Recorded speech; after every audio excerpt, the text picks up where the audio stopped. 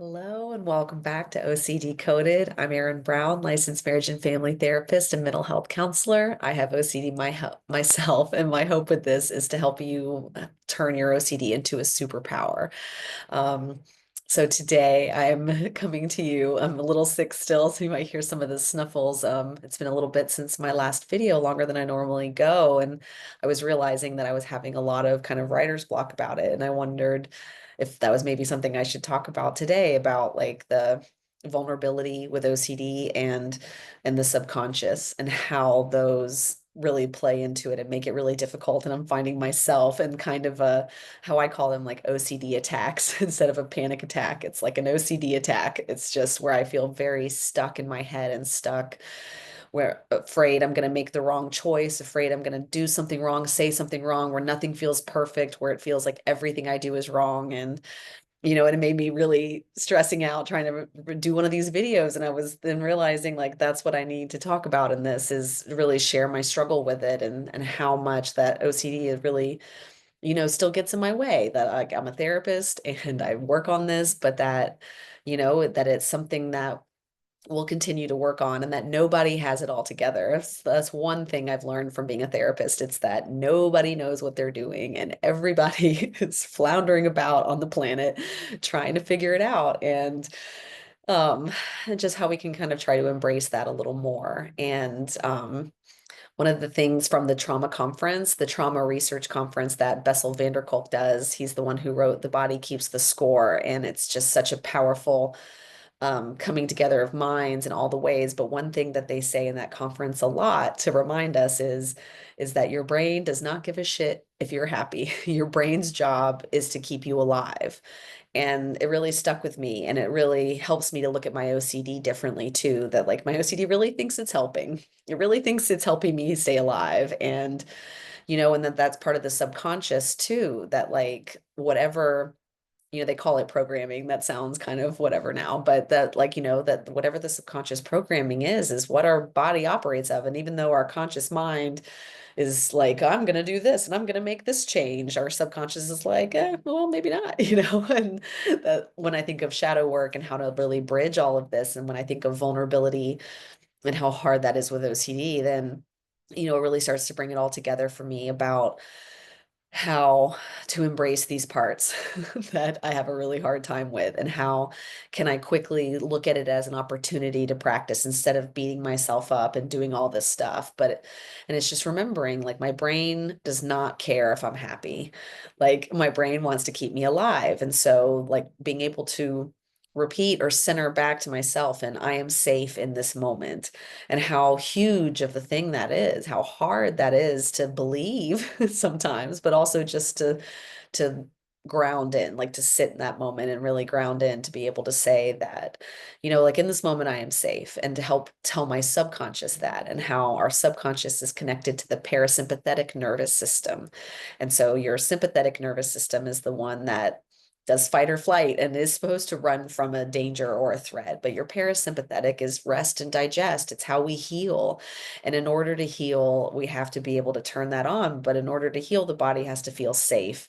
And if the mind is always thinking, I'm not safe, I'm not safe, I'm not safe, then it's really hard for anything else to get done. And it feels like this just push pull within yourself that's so difficult, that it's like, I want to be safe, or I want to heal, but I don't feel safe, but I want to heal, but I don't feel safe, and feeling like we have to wait until we're safe to heal. And thinking that's an environment thing when it's a feeling inside of us, like when safety is a place within us, a place of vibrance, like a vibration, a frequency. Um, I really liked how someone that said that once about like that home and safety is a vibration. It's a frequency that you can tap into at any time. And being able to even just believe that's possible helps me move through this, because another part of OCD that's so difficult is it makes me feel like I'm lying to myself when I practice positive affirmations that I am, really being like, oh, like, no, you're not safe in this moment. There's a million things out there that could go wrong, And it's like, and no, we're not trying to say that we're lying to us, and it's not toxic positivity where we're like just closing our eyes and pretending everything's fine. This is about like really believing like I'm okay and it's going to be okay. Like we're going to figure this out. And just even for a moment to be able to say, like, in this moment, I'm not talking about the future, I'm not talking about the past. And can I just at least believe that it's possible that I'm safe in this moment and all those different ways that I have to kind of just learn OCD's tricks, that it's going to come with the urgency. It's going to make me feel like I'm doing something wrong. It's going to be da da da da da da da da da in my head. And like all of these are signs that it's OCD. And like, and then when I feel so stuck, like I do now, where I'm like, I can't release a video, I can't do any of the things, like, I just feel so stuck. And the more I try to pressure and force myself out of the stuckness, the more stuck I feel. And that's where I have to pause and remember to practice some of that. Like, I am safe in this moment, and like, and refocus back on my purpose and intention about like, what is my goal with this? Like, and if I want, I'm really big at like, I have to lead by example, that if there's anything I see out in the world that I want to change or that frustrates me, then I have to work on it within myself first. And so this video is partly me trying to figure out how to do that, and or practice what I preach, and to be able to say like, I am struggling, and or like I feel stuck in an OCD attack, and it makes it really hard to move forward. But the way I move forward is just by doing the thing anyway, doing the thing that scares me, getting out of my comfort zone, and remembering that OCD wants that certainty. OCD wants a certainty and does not want an unknown, but that like, our comfort zone isn't where we grow. And I had to really like start to get on board with that, and how like OCD is trying to help, but it's also trying to keep me like safe and in my little comfort zone. And that how I can learn to push through that when I need to. And like, when is it something dangerous that I shouldn't push through? And when is it a growing pain that I do need to work through? And that, not seeing pain as bad or evil, but pain is transformation one way or another, that pain is transformation. And I can, use it to my advantage in those kind of ways, as far as being able to look at like, I am safe in this moment. Like, this is all an opportunity for me to learn and grow and transform. And that is terrifying. And even like, I say it now and I can believe that, but then in those moments when it comes down to actually making the change, I can feel so stuck. But that's where the subconscious and everything else like that comes into play, where it's really, I have to practice getting my subconscious on board. So if I have to get my conscious mind to pause enough so that I can let my subconscious come in, and I can work on that part too, to be like, let's take a breath, let's try again.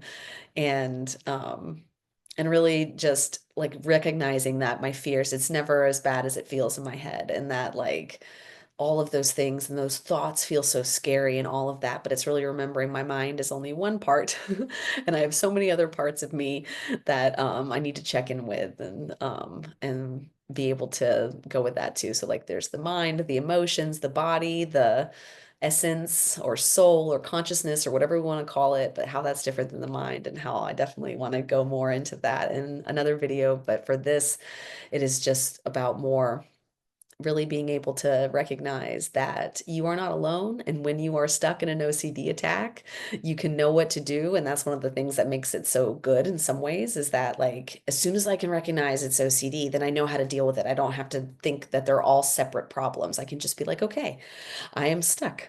I am having all these fears. I'm stuck in fear, and I don't know what to do. And the more I get stuck in fear and try to force myself out, the more stuck I feel. So how can I do anything to change up that? How can I just respond differently than I normally do? If I normally respond to this fear by not releasing the video like I did last week, then I'm going to respond to it this time by releasing it anyway, even if I'm not sure what's going to come out. And that's a big part of all of this, is like just getting on here and just trying to just put it out there, and like, that it's okay if I don't have everything scripted and I don't know what everything means ahead of time, or that I might say something wrong, but that the point of it is to get, to help somebody who doesn't know where else to look, or doesn't even know it's OCD and feels so stuck. And like, I just remember being in those places, and I really hope that this reaches the person that, that was me before, where I was felt so lost, and like I had all these problems and I had no idea how to deal with them, and just so stuck. And that this can give some light and some hope to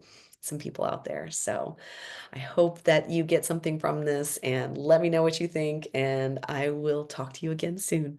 See you next time.